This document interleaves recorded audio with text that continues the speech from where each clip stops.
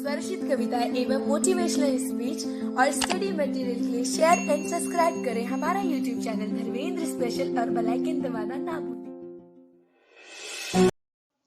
Welcome to my YouTube channel Dharmendra Kumar special. नमस्कार, मैं धर्मेंद्र आप सभी का स्वागत करता हूं अपने YouTube channel Dharmendra Kumar special पर। और मैं विशेष रूप से स्वागत करता हूं ग्रेजुएशन फर्स्ट ईयर में अध्ययनरत छात्र एवं छात्राओं का, वो चाहे ऑनर्स से अध्ययनरत हों या फिर प्रोग्रामिंग के लिए अध्ययनरत हों। ये टॉपिक दोनों के लिए बहुत ही महत्वपूर्ण है। और चाहे आप डीयू यूनिवर्सिटी से अध्ययनरत हो, यानी दिल्ली यूनिवर्सिटी या इग्नू या फिर जामिया, या फिर चाहे आप यूपी बोर्ड से अध्ययनरत हो, फिर भी ये टॉपिक कॉमन है। और पॉलिटिकल साइंस के अंतर्गत आज हम पढ़ेंगे राजनीति क्या है। आज का मेरा पहला टॉपिक है राजनीति क्या है। दोस्तों, बहुत से लोगों ने मुझे कहा है कि आप एक्सप्लेन अच्छा कर रहे हो, तो आप प्लीज, मेरा रिक्वेस्ट है आपसे कि एक ग्रेजुएशन की वीडियो बनाओ। तो मैं उन्हीं सब के कहने पे आज ग्रेजुएशन का वीडियो अपलोड कर रहा हूं। तो आइए वीडियो शुरू करते हैं। आज का अपना टॉपिक राजनीति क्या है। लेकिन उससे पहले आप कहीं भी कुछ भी लेकर, जैसे कॉपी पेन लेकर जरूर बैठें, जिससे कि कोई भी पॉइंट आपका मिस ना हो। और जितने भी दृष्टिबाधित छात्र एवं छात्राएं हैं, वो अपने पास ब्रेल स्लेट, ब्रेलर या फिर कोई लैपटॉप वगैरह यूज कर रहा है तो लैपटॉप लेके बैठें, जिससे कि उनका भी कोई पॉइंट मिस ना हो पाए। तो आइए शुरू करते हैं आज का अपना टॉपिक राजनीति क्या है। देखिए, अगर हम बात करें राजनीति की सटीक परिभाषा की, तो राजनीति क्या है इसका चंद शब्दों में परिभाषित करना इसको बहुत ही मुश्किल है। ठीक है, आप चाहें कि 2 लाइन में पता चल जाए हमें कि राजनीति क्या है, तो बहुत ही मुश्किल है, क्योंकि सबके अपने अपने अलग अलग विचार होते हैं कि राजनीति क्या है। जैसे उदाहरण के लिए 4 आदमी हैं, ए बी सी डी, तो जरूरी नहीं है कि सबका मत एक ही हो। हर एक व्यक्ति के अपने अपने मत होंगे, किसी का अलग विचार होगा, किसी का अलग विचार होगा। तो देखिए, अगर हम बात करते हैं पहले क्लास 11th, आपने क्लास 11th में पढ़ा है राजनीतिक सिद्धांत की बुक में कि राजनीति क्या है। वहां पे थोड़ा शॉर्टकट में दे रखा है, छोटे से दे रखा है, लेकिन हम जो यहाँ पे आज अध्ययन करेंगे वो विस्तार से चर्चा करेंगे कि राजनीति क्या है। ठीक है, तो आइए शुरू करते हैं राजनीति क्या है। देखिए, राजनीति को लोग बहुत ही तरीके से अलग अलग बात करेंगे। जैसे कोई कहेगा कि राजनीति तो बहुत बेकार है ना, और कोई कहेगा राजनीति एक समाज सेवा है, और कोई कहेगा राजनीति एक दांव पेच है, एक समझौता है। जैसे उदाहरण के लिए आप नेता से पूछेंगे कि राजनीति क्या है, तो राजनीति को लोग अलग अलग तरीके से परिभाषित करेंगे। नेता तो बोलेंगे कि राजनीति एक समाज सेवा है, चाहे वे बाद में वोट लेकर अपना ही सेवा करने लगे, लेकिन वहां पे बोलेंगे कि राजनीति एक समाज सेवा है। अच्छा, अगर आप पत्रकारिता मीडिया वालों से पूछेंगे तो बोलेंगे भाई राजनीति एक दांव पेच है, समझौता है, इसके अंतर्गत लोगों को समझाने का प्रयास किया जाता है।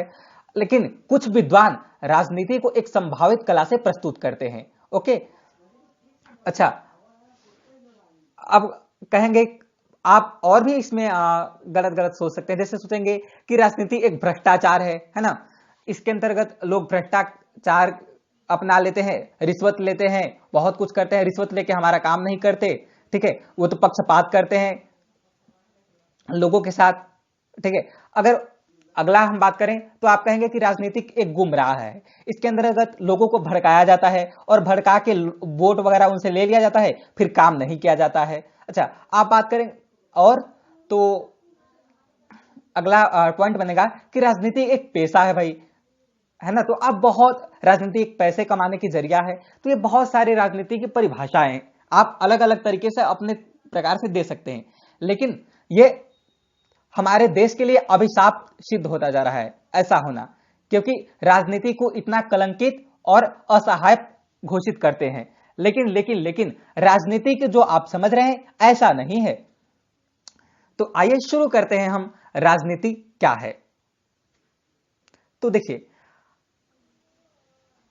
यूनान में ग्रीक भाषा, ठीक है, अगर हम बात करें राजनीतिक की उत्पत्ति कहां से हुई है, तो राजनीति की उत्पत्ति यूनान के ग्रीक भाषा के एक शब्द पोलिश से हुई है। पोलिश से बना है पॉलिटिक्स और पॉलिटिक्स से बना है राजनीति। ओके, आई होप समझ में आ रहा होगा आपको कि राजनीति क्या है। अब यहां से हम बात करते हैं राजनीति क्या है। तो राजनीति की उत्पत्ति यूनान के ग्रीक भाषा एक शब्द पोलिश से उत्पत्ति हुई है, जिसका अर्थ है नगर या राज्य। अब देखिए यहां पे मैंने बदल दिया, पोलिश शब्द का मैंने यहां पे अर्थ बताया और वहां पे हमने बताया पॉलिटिक्स शब्द बोला था। ठीक है, तो पोलिश शब्द का शाब्दिक अर्थ अगर हम बात करें तो नगर और राज्य होता है। तो भाई जो यूनान की एक भाषा थी ग्रीक, उसमें एक शब्द होता था पोलिश, पोलिश से बना पॉलिटिक्स और पॉलिटिक्स से बना राजनीति। तो राजनीति की उत्पत्ति कुल मिला के कहां से हुई है? ग्रीक भाषा की एक शब्द पोलिश से बना है पॉलिटिक्स और पॉलिटिक्स को हम बोलते हैं राजनीति। ठीक है, तो आई होप अब समझ में आएगा कि राजनीति कैसे उत्पन्न हुई, कहां से राजनीतिक शब्द का व्याख्या किया गया है। ओके, तो अगर हम चंद शब्दों में बात करें कि राजनीति क्या है, इसकी सटीक परिभाषा 2 लाइनें में दे दो तो बहुत मुश्किल है, लेकिन फिर भी मैं प्रयास करता हूं कि 2 लाइन में आपको मैं समझा दूं और आप समझ जाएं। तो देखिए, राजनीति एक ऐसी गतिविधि है जिसके द्वारा समूह में हुई भिन्नताओं को में सामंजस्य बैठाते हुए एक समान स्तर पर पहुंचकर निर्णय लिया जा सके, इसको राजनीति कहते हैं। देखिए, राजनीति एक ऐसी गतिविधि है, गतिविधि मतलब व्यवस्था। राजनीति एक ऐसी व्यवस्था है जिसके जरिए समूह में हुई भिन्नताओं, समूह मतलब ग्रुप, जैसे अब 5-6 लोगों का ग्रुप है एक, तो आपके अंदर बहुत सारी भिन्नताएं हैं, तो उन भिन्नताओं को नकारते हुए एक सामंजस्य की ओर ले जाने की क्रिया को राजनीति कहते हैं। ठीक है, तो देखिए, राजनीति को लोग बोलते हैं कि यार ये तो बहुत प्रॉब्लम करती है, एक समस्या है हमारे देश में कि आजकल राजनीति लोग कर रहे हैं, लेकिन ऐसा नहीं है। यूनान के प्रसिद्ध लेखक अरस्तु को आप सभी लोग पढ़े हैं, तो यूनान के प्रसिद्ध लेखक अरस्तु ने कहा है कि दुनिया में जितने भी विधाएं हैं वो समस्याएं उत्पन्न करती हैं, समस्याएं पैदा करती हैं, लेकिन जो एक राजनीति है वो समस्याओं का समाधान करती है। ठीक है, तो आई होप समझ में आ रहा होगा कि अरस्तु ने क्या कहा कि जो राजनीति है वो जितने भी दुनिया में अनेक विधाएं समस्याएं उत्पन्न करती हैं उनका समाधान करती है। तो अब आई होप समझ में आ गया होगा कि राजनीति क्या है, क्यों है, जरूरी है, इसकी बात अब हम करते हैं। ठीक है, तो अगर आपको पता चलेगा कि राजनीति आखिर में हमें जरूरी क्यों है, क्यों हमें राजनीति की आवश्यकता पड़ती है, क्या राजनीति के बिना हम जीवित नहीं रह सकते, क्या राजनीति के बिना एक समाज चल नहीं सकता, यदि आपको पता चल जाएगा कि राजनीति जरूरी क्यों है हमें, तो आप आसानी से समझ जाएंगे कि राजनीति क्या है। शायद राजनीति क्या है यह टॉपिक मेरा इस वीडियो में कंप्लीट ना हो पाए, तो इसके लिए आप घबराएं नहीं, अगला पार्ट में जरूर बनाऊंगा। ठीक है, तो दुनिया में भाई देखिए बहुत सारे देश हैं और लोगों के अलग अलग देशों के अलग अलग विचार हैं, जैसे उदारवादी, मार्क्सवादी, है ना, तो ऐसे क्या है विचार हैं। तो आइए हम शुरू करते हैं, राजनीति हमें क्यों जरूरी है। यदि आपको यह समझ में आ जाएगा तो आप निश्चिंत रहें, आपको राजनीति क्या है जरूर समझ में आ जाएगा। तो देखिए, बात करते हैं हम उदाहरण से एक, तो उदाहरण सबसे पहले मैं देता हूं मानव प्राणी का। ठीक है, तो थोड़ा सा प्राचीन काल में चलते हैं। आपने 11वीं कक्षा में अध्ययन किया है समय की शुरुआत से। समय की शुरुआत से अध्ययन किया है कि मानव का विकास जो है वो क्रमिक रूप से हुआ है। ठीक है, पहले होमोनिड, ठीक है, फिर क्या नाम है, प्राइमेट, स्तनधारी, ये सब चीजें विकसित हुई। ठीक है, फिर होमोसेपियंस आया। तो बात करते हैं हम पहले प्राचीन काल की। तो देखिए, जो प्राचीन काल के मानव थे वो पहले जंगलों में रहते थे, उनकी पूंछ होती थी और वो 4 पैरों से चलते थे, है ना, तो और कच्चा मांस खाते थे, फल फूल उनको जो मिलता था जंगल में, जैसे कंदमूल, फल आदि, ये सब खाया करते थे जंगल में। ठीक है, और वो ऐसे ही नंगे धड़ंगे रहते थे, कपड़े वपड़े उस समय कुछ नहीं होता था, क्योंकि वो क्या थे, असभ्य थे, असहाय थे, वो जानकार नहीं थे, नॉलेज नहीं था उन्हें कुछ पता नहीं था कि समाज होता क्या है। ठीक है, तो कैसे रहते थे वो कि जंगल में ऐसे अगर उनको कोई भोजन अपने लिए प्राप्त करना होता था तो पहले अपमार्जन करते थे, शिकार करते थे, है ना, बहुत मुश्किल से जुटा पाते थे। अपमार्जन हमने एक यहाँ पे शब्द प्रयोग किया है, तो अपमार्जन का शाब्दिक अर्थ होता है कि किसी भी चीज की शुद्धि करना।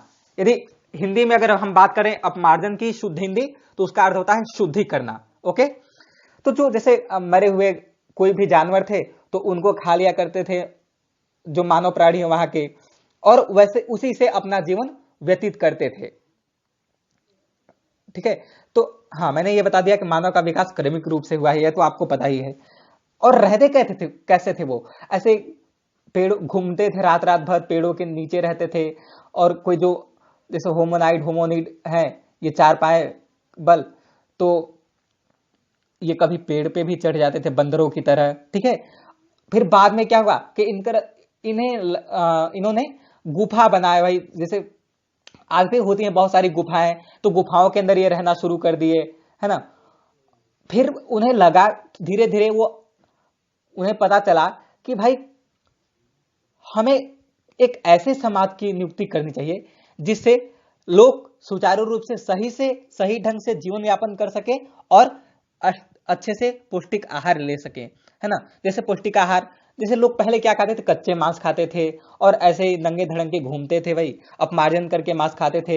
लेकिन अब पौष्टिक आहार की हम बात करें तो अब उन्हें क्या लगा कि यार कोई थोड़ी ऐसा नहीं, मजा नहीं आ रहा है, देखो अब थोड़ा पका के खाते हैं। तो पहले फिर उसके बाद इन्होंने क्या किया कि पत्थर के औजार बनाए बहुत सारे, है ना, जिससे कि वो आग जला पाए। और उसी पत्थर, जब एक पत्थर को दूसरे पत्थर में मारते थे बहुत तेजी से, तो एक चिंगारी निकलती थी और उसी चिंगारी से आग जलती थी। तो उस आग में फिर जानवर जो मरे होते थे या जो शिकार करते थे उसे भूंज के खाते थे। ये कौन थे? मानव प्राणी। फिर धीरे धीरे जब ये होमो सेपियंस का रूप ले लिए, ठीक है, तो जब होमो सेपियंस का ये रूप ले लिए तो इन्हें लगा कि यार एक समाज होता है और समाज में लोग अच्छे तरीके से अपना जीवन यापन करते हैं। हम जंगल में रह रहे हैं, हम जंगल में क्या करेंगे? अब आप सोच रहे हो कि मानव प्राणी जो है जंगल में रहता है तो वहां पे एक समाज है। नहीं, समाज एक ऐसा समाज होना चाहिए जहां पे लोग आपस में एक भाईचारे के साथ रह पाए, है ना, सभी की समस्याओं को समझे। लेकिन जंगल में ऐसा थोड़ी होता था। जंगल में तो वो असभ्य थे, असहाय थे, नॉलेजदार नहीं थे, उन्हें जो समझ में आता था वैसा करते थे। ये ठीक है। तो जब वो समाज में गए, चिंतनशील मनुष्य होमोसेपियंस, ठीक है, जब सामाजिक दृष्टि से वो आगे बढ़े तो देखा कि भाई समाज में बहुत से तरीके के लोग हैं, लोगों के अलग अलग विचारधाराएं हैं, अलग अलग कार्य करने की क्षमताएं होती है, अलग अलग अपनी सोच होती है और अलग अलग सबका व्यक्तित्व होता है, अलग अलग सबकी शब्द शैली होती है। ठीक है, वेलकम टू माय। तो जब सबकी सोच अलग अलग होती है, सबके विचार अलग अलग होते हैं, तो जाहिर सी बात है कि यहाँ पे विवाद का होना स्वाभाविक होता है। देखिए, अगर घर में आप, एक परिवार है घर में, ठीक है, और परिवार के अंदर किसी के मत अलग हैं और किसी के मत अलग हैं, और कोई कार्य होना चाह रहा है, जैसे उदाहरण के लिए हम एक मकान बनाना चाहते हैं, ठीक है, और मकान बनाने के लिए हम जगह निर्धारित करते हैं, तो वहां पे लोग अपने अपने तर्क पेश करते हैं कि नहीं यहां नहीं यहां बनना चाहिए, यहां नहीं यहां बनना चाहिए। तो ऐसी स्थिति में क्या होता है, विवाद उत्पन्न हो जाते हैं, और विवाद ही नहीं, काफी संघर्ष भी होते हैं, मारपीट भी होती है और अहिंसा भी हो जाता है काफी। तो ऐसी स्थिति में लोगों को लगा कि भाई इन विवादों को सुलझाने के लिए कुछ तो होगा, कि इन विवादों को कैसे सुलझाया जाए। तो देखिए, इस विवाद को सुलझाने के लिए कुछ शक्तियां जो है वो राज्य को दे दी गई। राज्य मतलब यहाँ जो हमारे भारत में 29 राज्य हैं, जैसे यूपी, बिहार, झारखंड, इन सब राज्यों से मतलब नहीं है। पॉलिटिकल साइंस का एक अपना भाषा होता है। राज्य का मतलब होता है इसमें सरकार, शासन, शासक या फिर देश। ठीक है, तो राज्य के हाथ में दे दी गई, जो वहां की सरकार है वहां के हाथ में दी जाएगी। तो देखिए, अब जाहिर सी बात है, जब कुछ शक्तियां जब सरकार को दी जाएंगी तो सरकार देखभाल करेगी। तो इससे हमें यहाँ पे यह भी पता चलता है कि राजनीति में क्या अध्ययन किया जाता है, राज्य के गतिविधियों और नीतियों का भी अध्ययन किया जाता है। राजनीति के अंतर्गत क्या अध्ययन किया जाता है? राज्य की गतिविधियों यानी राज्य कैसे कार्य कर रही है, उसकी नीति क्या है, इन सब चीजों के बारे में भी अध्ययन किया जाता है। तो आई होप अब समझ में आ रहा होगा आपको कि राजनीति है क्या आखिर में। ठीक है, तो हम बात कर रहे थे हाँ कि जब शक्तियां राज्य को दे दी जाएंगी तो राज्य क्या करेगा कि कुछ न कुछ सुलझाने का जरूर प्रयास करेगा, जिससे कि लोग आपस में भाईचारा बनाकर रहें और मिलजुल कर रह सकें। ठीक है, तो देखिए अब हम बात करते हैं यूनानी विद्वानों का। जो अलग अलग यूनानी विद्वान हैं, तो हमने पहले इससे पहले क्या पढ़ा कि राजनीति की हमें क्यों जरूरी होती है भाई, फिर राजनीति है क्या, राजनीति का शाब्दिक अर्थ आखिर होता क्या है, कहां से राजनीति की उत्पत्ति हुई है, इन सभी चीजों के बारे में हमने पढ़ा डिटेल से। अब हम पढ़ते हैं कि लोगों के अपने अपने अलग अलग मत होते हैं भाई। तो यूनानी विद्वानों की अगर हम बात करें तो यूनानी विद्वानों में काफी फेमस राइटर थे, जैसे कि अगर हम बात करें सुकरात के बारे में आपने पढ़ा होगा, प्लेटो के बारे में आपने पढ़ा होगा, प्लेटो जो कि सुकरात के शिष्य थे, और अरस्तु के बारे में भी पढ़ा होगा आपने, अरस्तु जो है प्लेटो के शिष्य थे। तो देखिए अब बात करते हैं हम सबसे पहले यहां पे अरस्तु की। ठीक है, क्योंकि सबसे फेमस जो राइटर हुए हैं अभी वो है यूनान में अरस्तु, पॉलिटिकल साइंस की अगर क्षेत्र में हम देखें तो देखिए सुकरात के शिष्य रहे प्लेटो, प्लेटो के शिष्य रहे अरस्तु। यानी क्या यहां पे नजर आ रहा है कि चेला ज्यादा फेमस होता जा रहा है गुरु की अपेक्षा। ठीक है, तो अरस्तु ने एक ग्रंथ लिखा था जिसका नाम था पॉलिटिक्स। क्या नाम था? पॉलिटिक्स। तो अरस्तु ने पॉलिटिक्स ग्रंथ में लिखा कि जो मनुष्य है वो एक स्वभाव से राजनीतिक प्राणी है, यानी जो मानव, जो आदमी, पुरुष, महिला, जो मनुष्य है वो स्वभाव से क्या है? एक राजनीतिक प्राणी है। ठीक है, और इन्होंने यह बताने का प्रयास किया कि राजनीति के अंतर्गत क्या आता है? सरकार, शासन, कानून, शिक्षा, परिवार सुरक्षा, है ना, ये सब चीजें आती हैं, राजनीति के न्याय, तो राजनीति के अंतर्गत ये आती हैं। यूनान के विद्वानों का ऐसा मत है। ठीक है,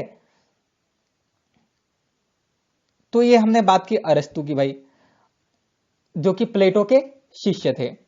तो देखो यूनानी लोग क्या किस चीज को महत्व देते थे? कुल मिला के राजनीति को। राजनीति की उत्पत्ति हमने बताया था कैसे हुई थी कि भाई ग्रीक भाषा का एक शब्द है पोलिश, जिसका शाब्दिक अर्थ होता है नगर या फिर राज्य, सिटी फिर या स्टेट। ठीक है, तो इससे पॉलिटिक्स, पोलिश से बना पॉलिटिक्स, पॉलिटिक्स से हिंदी बन गया राजनीति। तो यहां से राजनीति की उत्पत्ति हुई है। तो ये भाई यूनान के कुछ अपने अपने अलग अलग विचारधाराएं थी भाई, अलग अलग अपने अपने मत थे। तो अगर हम बात करें यहाँ पे थोड़ी सी, ये तो थे यूनानी विद्वान जो कि अरस्तु के हम बात कर रहे थे, है ना। प्लेटो भी काफी फेमस रहे हैं, और क्या नाम है, सुकरात भी काफी फेमस रहे हैं। इनको आपने 11th क्लास में पढ़ा होगा। तो अब हम बात करते हैं थोड़ा सा प्राचीन भारत की अवधारणा। ठीक है, यानी हमारे देश में भी कुछ लोग थे, अच्छे अच्छे राइटर थे जिन्होंने राजनीति की परिभाषाएं दी है, जैसे बृहस्पति हो गए, और आपके मनु हो गए, और महात्मा गांधी हो गए, विष्णुगुप्त हो गए, चाणक्य हो गए। तो इन्होंने अलग अलग विचारधाराएं भी दी हैं। ठीक है, जैसे अब अगर हम बात करें यहाँ पे महात्मा गांधी की, तो भारत के राष्ट्रपिता कहे जाने वाले महात्मा गांधी ने राजनीति को परिभाषित किया है कि राजनीति एक सांप की कुंडली की तरह मनुष्य को जकड़ी हुई है। देखिए, जो राजनीति है वो एक सांप की कुंडली की तरह जकड़ी हुई। सांप अगर बैठता है तो किस आकार का होता है? गोला आकार का होता है, आपने देखा होगा। ठीक है, तो उसी प्रकार जो राजनीति है वो मनुष्य को एकदम जकड़ी हुई है। उससे मुक्त होने के लिए सिर्फ उससे जूझना है, इसके अलावा कोई रास्ता नहीं है इंसान के पास। और उन्होंने ये कहा कि जो राजनीति को नकारता है वह इंसान से नहीं है। ठीक है, उन्होंने, किसने बताया? महात्मा गांधी ने, कि जो राजनीति को नकारता है वह इंसान नहीं है, क्योंकि राजनीति के जरिए ही सब कुछ होता जा रहा है। मैंने क्या कहा कि राजनीति जो है वो समाज के लिए बहुत ही महत्वपूर्ण है, परिवार की सुरक्षा के लिए, न्याय और कानून। ठीक है, तो राजनीति के अगर और बात की जाए तो जो सरकार है उसको कुछ नियमों का पालन करना पड़ता है ना। अगर भारत देश की अगर हम बात करें, राजनीति अच्छी राजनीति हो तो, और राजनीति के द्वारा हम क्या करते हैं कि जनता के लिए भलाई फैसले लेते हैं। हाँ देखिए, जनता के लिए भलाई फैसले का मतलब है कि यदि कोई अच्छा नेता मिल जाए, अच्छा सरकार मिल जाए, तो जनता को चाहे उभार सकती है। अगर कोई यहीं पे खराब जनता के नेता मिल जाए और खराब सरकार बन जाए तो जनता को जो है वो गिरा सकती है। ठीक है, आई होप समझ में आया होगा आपको कि राजनीति क्या है। अच्छा, अब बात करते हैं चाणक्य ने। देखो चाणक्य ने राजनीति को क्या बताया, अर्थशास्त्र। ठीक है, चाणक्य ने एक किताब लिखा था जो कि था अर्थशास्त्र। वो राजनीति को मानकर लिखे थे, और लेकिन आज क्या मानते हैं, अर्थशास्त्र को मानते हैं इकोनॉमिक्स। ठीक है, लेकिन अगर हम बात करते हैं अर्थशास्त्र, इसका शाब्दिक अर्थ, तो देखिए अर्थ मतलब होता है, अर्थ एक अंग्रेजी भाषा का शब्द है जिसका शाब्दिक अर्थ होता है भूमि, और शास्त्र मतलब होता है विद्या। तो अर्थशास्त्र का शाब्दिक अर्थ हुआ भूमि का विद्या। लेकिन उस समय क्या, उसमें भूमि को राजनीतिक तौर से देखा जाता था, और वो चाणक्य जो थे ऐसा मानते थे कि जो अर्थशास्त्र का मतलब है भूमि की प्राप्ति, रक्षा और उन्नत। ठीक है, नहीं, जिसको भूमि का पूरा नॉलेज रहे तभी वो आगे बढ़ पाएगा, तभी वो राजनीतिक क्षेत्र में काम कर पाएगा। देखिए, क्योंकि भूमि से सब कुछ मिलता है। आप खाना खाते हैं भूमि से खाते हैं, ठीक है, आप स्वच्छ हवा लेते हैं तो उसका भी कहीं ना कहीं भूमि का योगदान है उसमें भी। आप जहां पर थलचल पे रह रहे हैं वो भी भूमि पे रह रहे हैं। तो इसलिए क्या होता है कि चाणक्य ने जो सोचा अर्थशास्त्र का मतलब कि भूमि की विद्या, इससे उन्होंने तात्पर्य सोचा, और जिसके अंदर उन्होंने जाना कि भूमि की प्राप्ति, रक्षा और उन्नत करना है। अच्छा, अब हम बात करते हैं यही कुछ और राइटरों की। तो इसमें थे जैसे कुछ राइटर हैं, जैसे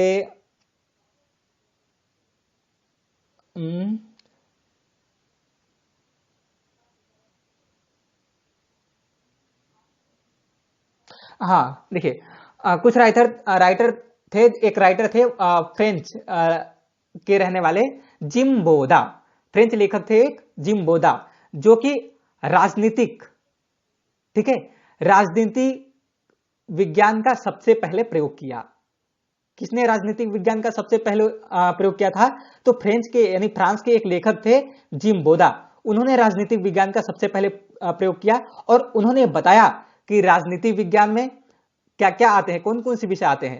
देखिए, ये अपने विचार दे रहे हैं, कानून, संविधान, शासन, राज्य, परिवार की सुरक्षा, न्याय प्रणाली, ये सब क्या आते हैं, राजनीतिक के विषय है कुछ। ठीक है, अगर बात करते हैं हम यहीं पे विधान मंडल, न्यायपालिका और कार्यपालिका, तो इसकी परिभाषा एक अलग राइटर थे मांतेस्क्यू। ठीक है, तो मांतेस्क्यू का मानना था कि राजनीति के जो विषय होते हैं वो होते हैं विधानमंडल, कार्यपालिका और न्यायपालिका। ये सब क्या है, राजनीतिक के विषय हैं। तो देखिए, अनेक राइटर अनेक प्रकार से राजनीति को परिभाषित कर रहे हैं। ठीक है, तो अगर हम बात करते हैं थोड़ा सा आधुनिक युग में, जो परंपरावादी है, तो लोग बोलते हैं कि राजनीति के अंदर सरकार और राज्य का अध्ययन किया जाता है, कि राजनीति की एक ऐसी व्यवस्था है जो कि सरकार और राज्य के बारे में अध्ययन कराती है। अच्छा, अब हम बात करते हैं थोड़ा सा आखिरी पॉइंट, कि जो आधुनिक विचारधारा है 19वीं और 20वीं शताब्दी के लोग, उदारवाद, मार्क्सवाद और रूढ़िवाद, जो भी है अलग अलग तरीके से, वो अपने अपने विचार व्यक्त किए हैं। तो इन विचारों को हम अगले पार्ट में देखेंगे। ठीक है, आई होप यहां तक मेरा एक टॉपिक है राजनीति क्या है, और अभी ये टॉपिक खत्म नहीं हुआ है, क्योंकि उदारवाद, मार्क्सवाद, रूढ़िवाद, जो भी जितने भी वाद करके हैं वो विचारधाराएं हम अगले पार्ट में पढ़ेंगे। तब तक के लिए दीजिए इजाजत। नमस्कार, जय हिंद, जय भारत, वंदे मातरम।